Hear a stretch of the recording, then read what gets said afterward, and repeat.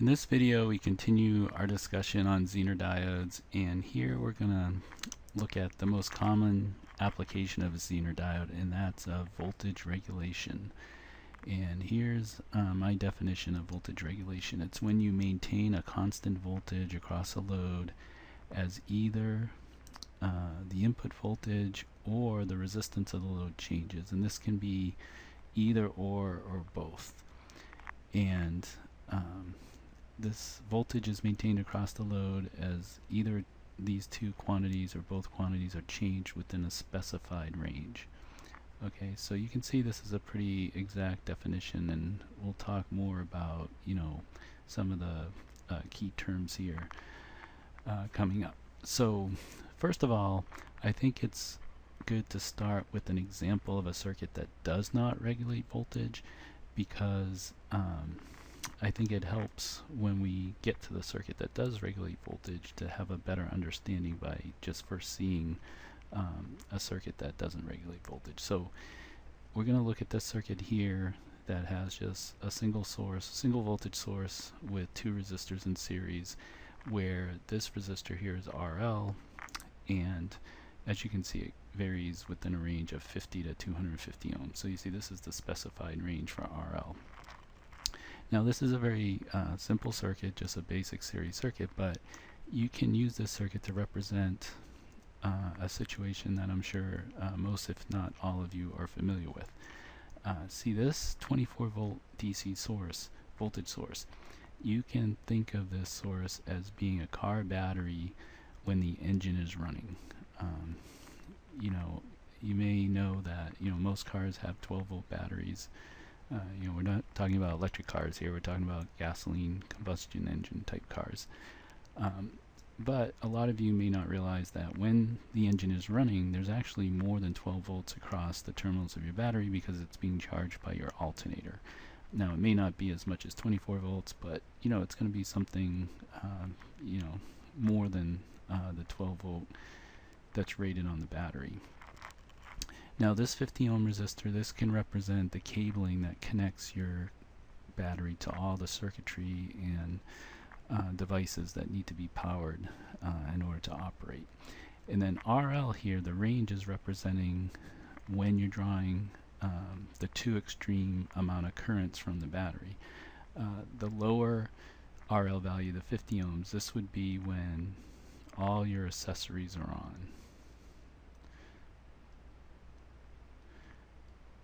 So all the accessories that you have control over on your dashboard, your radio, your lights, fan, air conditioning, whatever it may be, if everything was on, then you would be drawing the most current from the battery, and that would be represented by the lowest resistance for RL, because that would give you the lowest total resistance, and therefore by Ohm's law, as you know, you'd have the most current. The 250 ohms, the higher end of RL, this represents when all your accessories are off. See, this is all accessories on. See, this would be when all accessories are off.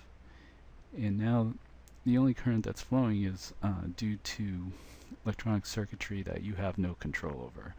There's all kinds of electronic systems in cars now, the brakes, the air-fuel mixture and so on, that you have no control over, that would be operating even when you have all your accessories off. Okay, so even though this is a very basic circuit, it can represent something real world. So let's say that we start off that you're driving along and you have all your accessories on. Alright, so RL would be 50 ohms in that case. Well, now we're going to find the voltage across RL, KVRL. Okay, because this would represent the voltage that's across all your accessories, as well as systems, electronic systems in the car that you have no control over, because they're all connected in a parallel type of fashion. So if RL equals 50 ohms, the easiest way to get what the voltage across RL is just to use voltage divider, since we have a series circuit. So it'd just be 24 times 50 over 50 plus 50 Okay, so to get half, right, this is a 50 here. Okay, so 50 over 100 and a half times 24, 12 volts. Okay, so with all your accessories on, there would be 12 volts across all your accessories. And as you may know, devices such as your stereo and the various components on your dashboard are designed to work off at 12 volts. So everything would be fine under this condition. However, now let's say you turn off some of your accessories. Like say you're driving along at night, so you have your headlights on, your radio on, the fans on, and I don't know, maybe your navigation system is on, let's say.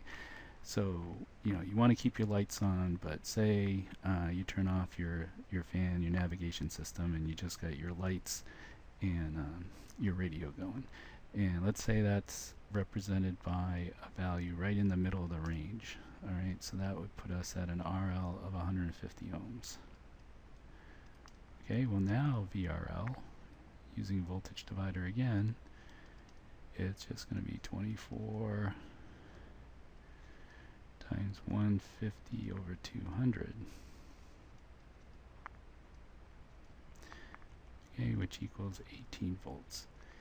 So you see, this is not voltage regulation, because as RL changed within a specified range, the voltage across the load was not maintained as a constant. You see, it increased from 12 volts to 18 volts. And this could cause something very undesirable in the car example, because you're driving along at night, you got your lights on, your radio, and you shut off your navigation system and your fan, and now instead of 12 volts across your lights and your radio, you have 18 volts. So your lights just got brighter and you didn't put your high beams on, assuming you had low beams to start with. So your lights would either get brighter, or in the worst case they'd burn out. You might burn the filament out, and also you could damage your radio. Alright, now just to finish this off, let's say you turn all your accessories off. Okay, so now all the accessories that you can have control over are off, so that would be represented by an RL of 250 ohms. And if you work VRL out here, you're going to get 24 times 250 over 300, and that comes out to 20 volts. Okay, so as RL changes through this range, this specified range, you can see that voltage across the load is not being maintained. So this means that this circuit is not regulating voltage. It is not a voltage regulator circuit. Alright, next video we'll just add one component to this circuit, namely a Zener diode, and see by that addition of that one component we will get a circuit that regulates voltage. So that's the next video.